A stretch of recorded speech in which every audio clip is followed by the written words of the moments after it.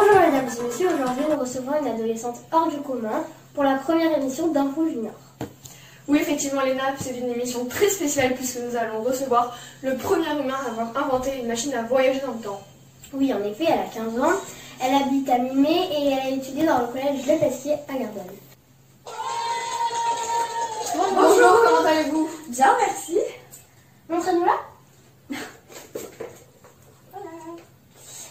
Mais bien alors, combien de temps avez-vous mis pour la réaliser et est-ce que ça a été dur?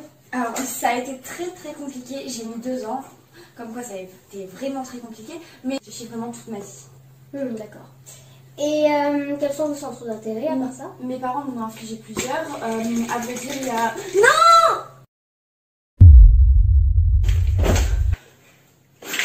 Mais on est où là? Oups. Tu as activé la machine à voyager dans le temps. Nous sommes en 2077. Faut vite retourner dans le présent, enfin dans le passé en 2020. Je crois que la faille spatio-temporelle s'est refermée. Donc il nous faut 12 heures pour revenir dans le passé. C'est exactement ça. C'est chaud là, non? Oui, très. C'est quoi ce bouton? Bonjour, je suis votre aide scientifique. Puis-je vous aider? Ben oui, tiens, dis-nous pourquoi il fait si chaud. Ah, le réchauffement climatique, c'est un vrai problème. Depuis des siècles, l'homme a déréglé la mécanique naturelle de l'effet de serre, à cause de la déforestation, du gaz et de l'agriculture intensive. Les activités humaines émettent beaucoup de gaz à effet de serre, comme principalement du dioxyde de carbone et du méthane dans l'atmosphère, qui atteignent des niveaux records. Le CO2 par exemple, sa concentration est passée de 270 parties par million à la fin du 19e siècle à 400 parties par million en 2015. Les parties par million désignent une concentration d'une substance égale à 1 millionième. Mais où est le problème? Il y a de graves conséquences par rapport au réchauffement climatique, comme par exemple la montée des températures de plus de 0,8 degrés Celsius depuis la fin du 19e siècle. Ça paraît peu, mais c'est énorme. Certains disent même que si on atteignait 2 degrés Celsius de plus, ce serait presque la fin du monde. Ensuite, l'élévation des océans provoque l'érosion côtière. L'augmentation des précipitations, c'est-à-dire de plus en plus d'inondations par exemple. Et l'acidification des océans tue des espèces marines. Merci Charline pour tous ces renseignements. Et il y a une fille là-bas, venez, on va la Eh voir. oh, coucou! Oui, vous, mademoiselle? Je peux vous aider? Qui êtes-vous? C'est un peu compliqué à expliquer. Vous pouvez nous aider? Oui, à quoi? Nous venons du passé, pouvez-vous nous faire visiter votre environnement? Nous avons 12 heures, après nous retournons d'où nous venons. De toute façon, j'ai tout mon temps. Tu vas pas à l'école? Non. Avec cette chaleur, c'est impossible de travailler. Oh mon dieu. En 2013, les scientifiques ont ajouté des nouvelles couleurs à la carte des chaleurs. Maintenant, en Australie, il fait plus de 54 degrés. Et ici, comme partout dans le monde, les jours de canicule ne font qu'augmenter. Où habites-tu? Moi, comme les 3 quarts des Français, nous sommes 10 milliards à vivre dans ce genre de conditions. Nous habitons comme dans des immeubles, comme celui-ci, Oh là là. et nous habitons dans de très mauvaises conditions. Pas de végétation, c'est normal? Pour vous, non. Pour moi, oui. Mais pourquoi il y en a pas? Je ne sais pas. Demandons à notre scientifique. Je peux vous aider? Pourquoi il n'y a pas de végétation ici? Comme son nom l'indique, le réchauffement climatique modifie les conditions climatiques du milieu de la température et de l'humidité par exemple. Toute altération des caractéristiques modifie l'habitat naturel, c'est-à-dire tous les éléments nécessaires à la vie et au développement de ces espèces. Les plantes sont super importantes car c'est elles qui produisent notre oxygène, ce qui veut dire que s'il n'y aurait pas de plantes sur Terre, il n'y aurait pas d'hommes non plus. Elle aspire aussi du dioxyde de carbone. Il faudrait 1000 milliards d'arbres de plus qu'aujourd'hui pour absorber 25% du CO2. À ce jour, nous comptons 3000 milliards d'arbres sur Terre. Mais il ne suffit pas de planter des arbres en masse, ce qui se fait énormément en monoculture. Développer des forêts naturelles, voici votre défi. Je veux pas faire la rabat-joie, mais on doit y aller là. Sinon, on va jamais retourner Ouais. dans le présent. Enfin, dans le passé. Bon les filles, mettons-nous au travail. Je vous rappelle que demain, nous devons réapprendre au monde les bonnes manières.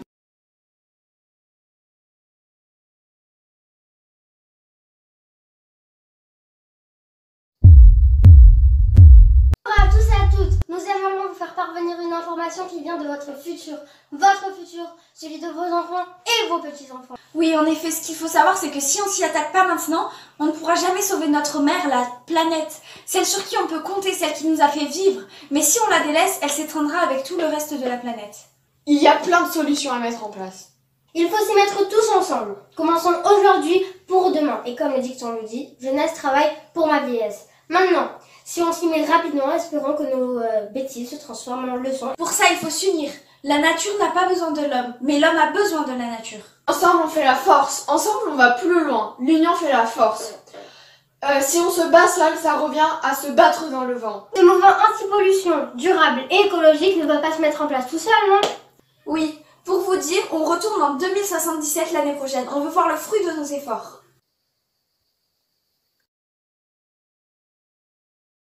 Bon, allez, on y va. 1, 2, 3. Waouh, c'est trop joli. C'est beaucoup plus naturel que l'environnement que nous avons vu l'année dernière. Oui.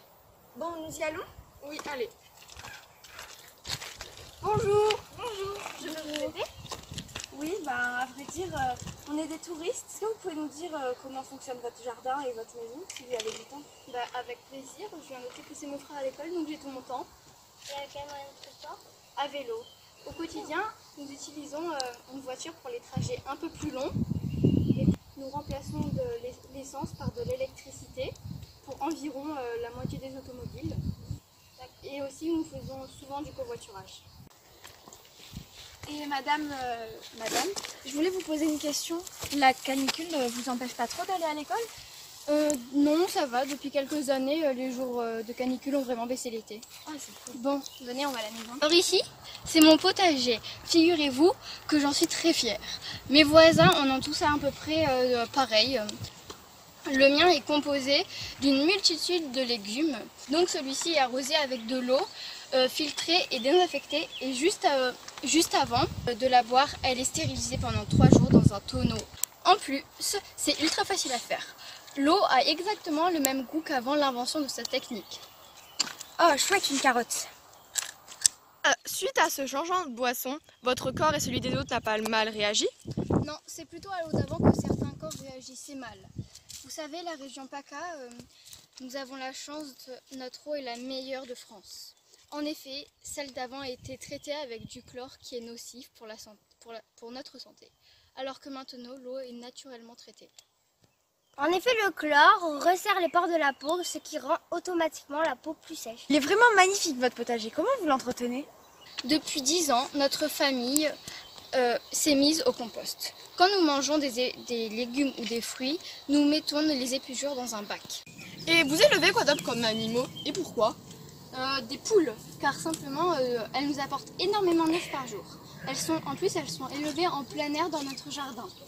Nous leur donnons des graines séchées que notre voisine sème chaque automne. Ah, c'est une bonne idée. Et aussi car la viande blanche utilise beaucoup moins d'eau que la viande rouge. Votre basilic est très bon. J'ai une idée. Et si nous demandons à notre scientifique Charline? Pas bête.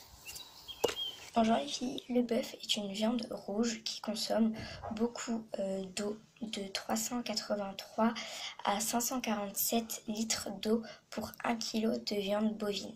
Le changement climatique risque de bouleverser les courants océaniques et l'atmosphère. Donc la gestion de l'eau est très importante. J'ai remarqué que vous avez une maison splendide. Elle ne ressemble même pas aux nôtres, mais elles sont encore plus jolies. Quant à la vue sur cet immeuble géant... Oh, il est trop beau! Oui, presque tous les immeubles sont comme ça maintenant dans chaque ville. Toutes les villes doivent avoir de la végétation obligatoirement. Sinon, commençons par les murs de ma maison. Ils sont faits de terre et de paille. Nous avons fait une structure en bois et on y met des bottes de paille. On l'a recouvert de terre et ça a séché. S'il y a un incendie, la terre va cuire. Donc le feu prendra moins vite. Peindre les toits en blanc est une méthode éprouvée par des millénaires. Elle permet de réfléchir de la lumière et de refroidir localement l'atmosphère. C'est donc pour ça que j'ai un toit blanc. L'énergie, vous la produisez avec quoi? Et nous, l'électricité, c'est le soleil. Ce sont des panneaux solaires qui nous donnent de l'énergie. Elles descendent dans des câbles enfouis dans des tranchées et arrivent dans des batteries qui sont derrière la maison. Pour savoir ce que nous avons consommé en électricité, nous avons un compteur juste à l'entrée de la maison. J'ai juste une question qui me tracasse depuis le début. Oui, dites-moi. C'est qui votre président? C'était une militante. Je crois qu'elle s'appelle Greta Thunberg. Merci Madame Jolie Gentille. pour tous ces renseignements. C'est bon, elle ne voit plus.